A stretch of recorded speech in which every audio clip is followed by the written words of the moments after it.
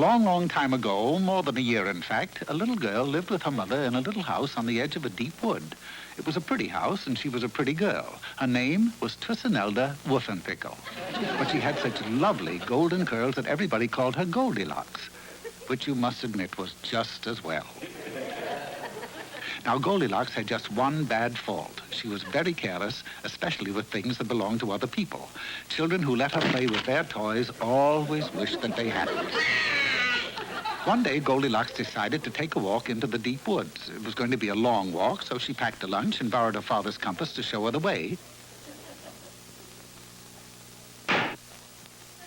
And off she went. Well, about 2 sandwiches, a banana, and 4 prunes later, she decided to start back. But the compass now acted very strangely. She started toward what she thought was home, but the first thing you know, she was walking in circles. Only she didn't know it. Look, footprints. If I follow them, I'm bound to get out of these woods eventually. So Goldilocks wearily trudged round and round in the same old circle for hours. Then, alone and scared, she covered herself with a cloak. Well, almost. And shivered her way through the long, cold night. Now, just a little way from where she lay stood an odd-looking house. The home of the Bear family, Papa, Mama, and little Oswald. Breakfast is ready. Looks good.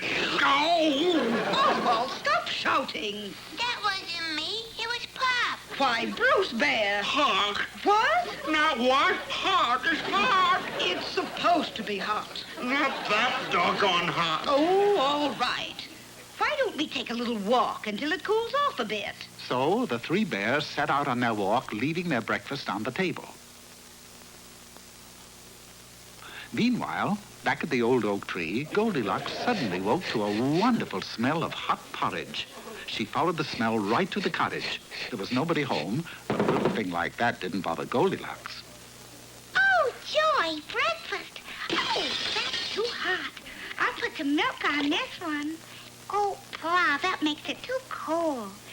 This one looks just right. And it tasted just right, too, clear to the bottom of the bowl. Then, because she hadn't had much sleep the night before, Goldilocks began to feel tired. Oh, these chairs look good. Oh, dear, this one's much too high. And this one's much too low. But this one is just right.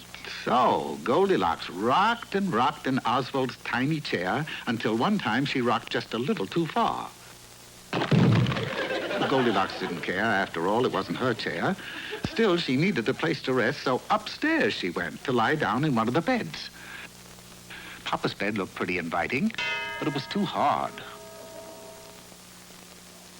While Mama's bed was much too soft, but little Oswald's bed was, well, you guessed it, just right.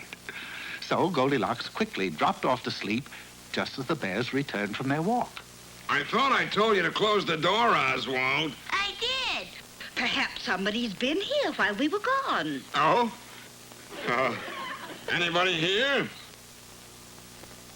Oh, what the ding-dong! Somebody's been eating my porridge! Somebody's been eating my porridge. Somebody's been eating my porridge and didn't leave spoon 1. Look in the other room, Bruce. Somebody's been rocking in my chair! Somebody's been rocking in my chair. Somebody's been rocking in my chair, and were they ever heavy? Bruce, someone's upstairs. Careful now. There may be trouble. Somebody's been sleeping in my bed. Somebody's been sleeping in my bed. Somebody's been sleeping in my bed, and here she is. Oh! Things got pretty frantic then.